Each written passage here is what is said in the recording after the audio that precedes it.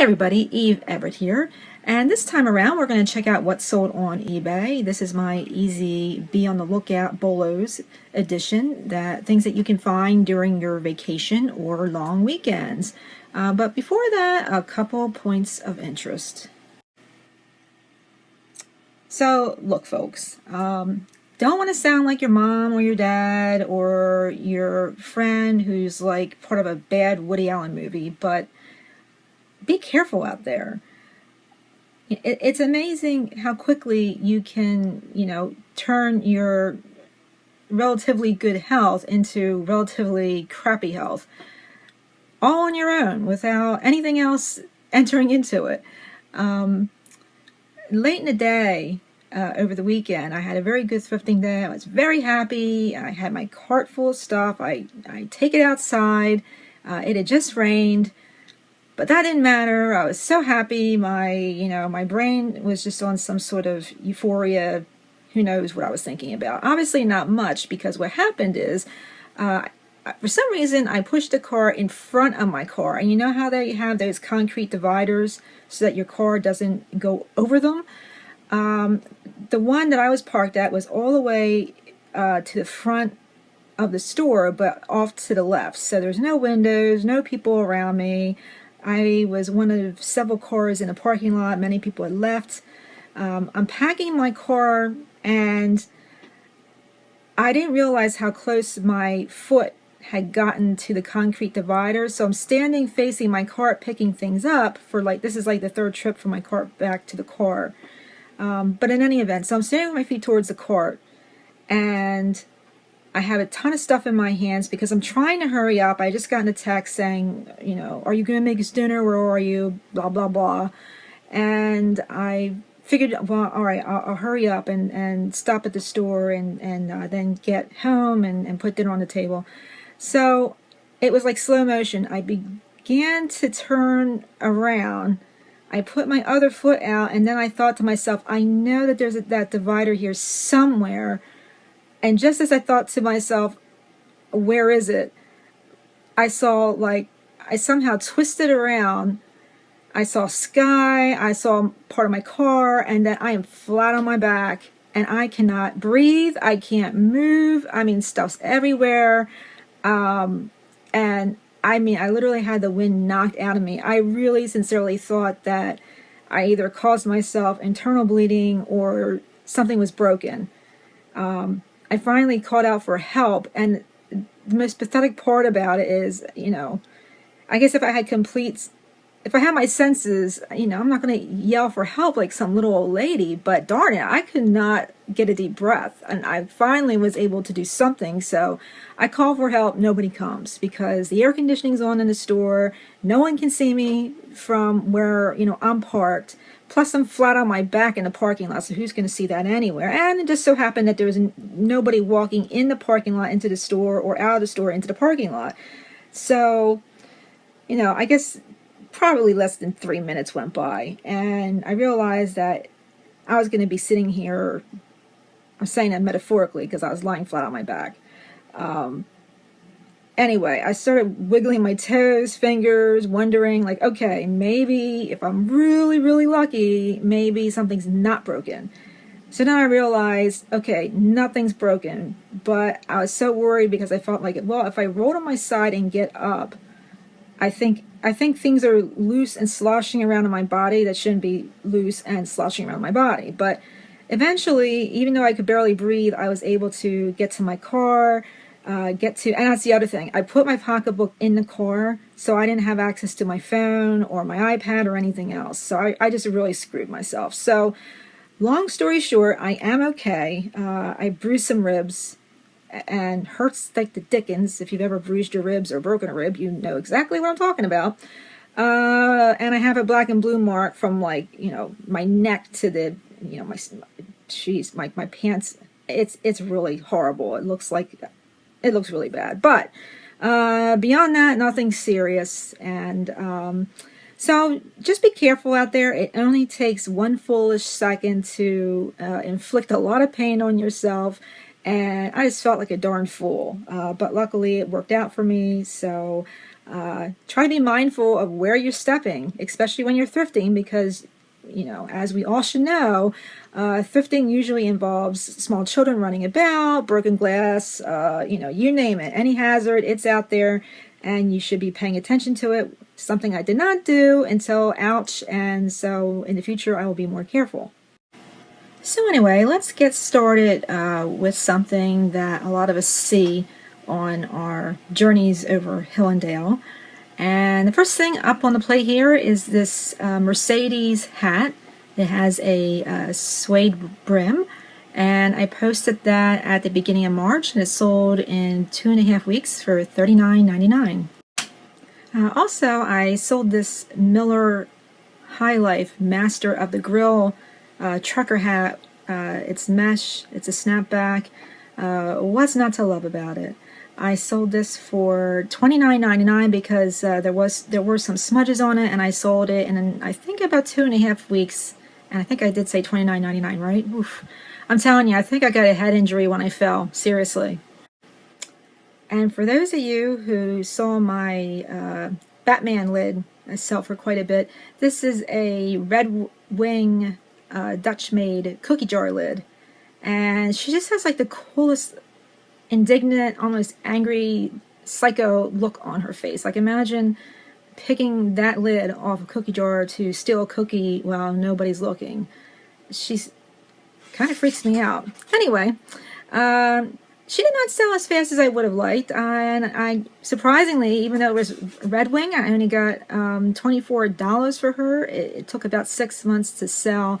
She did have a few what are called flea bite chips under the lid. They were very tiny. In any event, it did sell. This is a really cool Campbell's Soup, tomato soup transistor radio from the, I think it's mid-70s, early 80s. And it comes with its own 9-volt battery, as you see there. It was never opened. I took it out of the box to be pictured. And I kept getting like strange questions about serial numbers and things that I'd have to like open the bottom of the radio to check out. I didn't want to do that, so I pretty much ignored people until someone finally bought it 6 months later for $39.99. This is a new in the package Quaker lace tablecloth. You would have probably seen these anywhere between the mid-50s through the 80s. They were made in the United States, and they were pretty popular for a time. And because it was in the package, I was able to get $59.99 for mine. And I found 2 of these during a walk around the neighborhood where I grew up. There happened to be having a yard sale, and I picked up these 2 along with a whole bunch of other linens.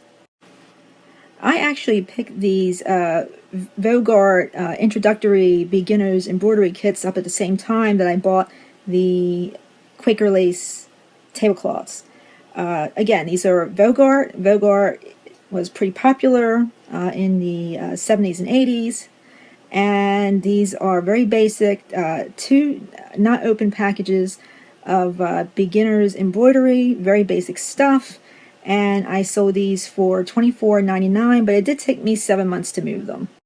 This is a Cameo JLK Cupid doll, and I also picked her up at a yard sale. Actually, she had kind of fallen into a driveway and just gotten a bit wrecked, but I cleaned her up a little bit, and it took me, I posted this during Thanksgiving, and it sold at the beginning of March for $26. This is a Nelson McCoy butterfly flower pot, and these came in several colors. They were pretty popular. The one I have here was in pretty good shape, no chips or cracks, and I sold it for $42.99. This is a Fiesta, what's called a Fiesta nappy bowl, and that measures about 9 inches across, I believe. I sold this in under 2 months for $49.99 because it's a more rare color for the type of design that it is. Fiesta is still around. There's many variations over the years of Fiesta. Some of it will be very expensive, and others will be much more readily available and thus not worth nearly as much. But if you can master Fiesta, you can certainly make a bundle off it. And as I said, I sold this one fairly quickly, so it's a good thing to kind of learn about Fiesta. If you don't quite have the stomach for fixing reel-to-reels or getting your hands dirty with that sort of thing the way Craigslist Hunter or Golden Finger Picker does, then this might be an easier way to go. These are take-up reels, and they're used for storage primarily. I sold this lot in under 2 months for $39.99. This is probably something that won't happen very often, but I just wanted to give you a heads up. I picked up these various Star Wars children's books at a yard sale. I think I paid 30 cents for all of them. And I looked at them. They're not worth much individually, so I lotted them up, and I sold these for $25 plus shipping to a gentleman in Denmark. This is an example of, it just goes to show that if you lot together 5 very ugly objects, they will sell. Well, I'm just kidding. These are nice, but it's not something that I would be wearing every day.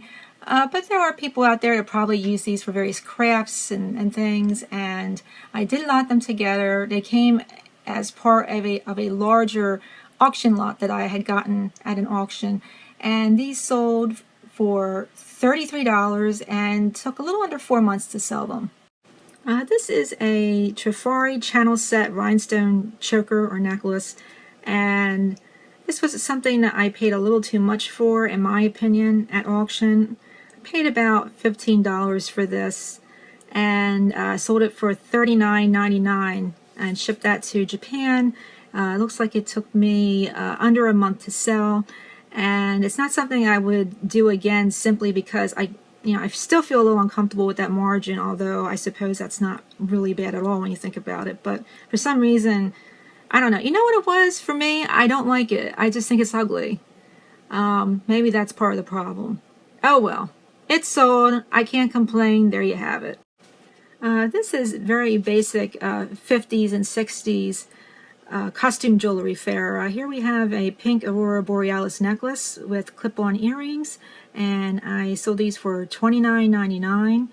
I listed these. They did take a little while to move simply because they are fairly common. I think perhaps mine were priced higher, so it took longer for them to move, and it took me almost 11 months to move these for that price. Don't be afraid to pick up items that you would otherwise be able to sell if they were flawless. This Coach woven bag is a perfect example of that. As you can see here, it doesn't look too bad from the outside. The basket weave is in good shape. The leather looks good. It is authentic. However, here's where the problem is. The lining inside has a lot of staining and damage to one side of the inner lining. There's like ink and some other ambiguous stain. I'm not quite sure what it is, except I don't think it involves a bodily function, so that's always a plus. In any event, that turned off a lot of people at the weigh and go, but hey, it was the weigh and go. I picked it up. It took me under 6 months to sell it for $42.99, and I would imagine that somebody, made short work of that stain. But $42.99, not bad for something from the weigh and go that had a pretty significant flaw. But that just goes to say that don't give up on something simply because someone may have to do work on it. I mean, if it's really disgusting, and I think, you know it when you see it, that's a different story. But I think that this was just in that zone where, I felt comfortable selling it, and it did sell. So I'm happy. Also, these Coach logo monogram loafers were fairly worn. They were size 8.5, so they were a relatively common size.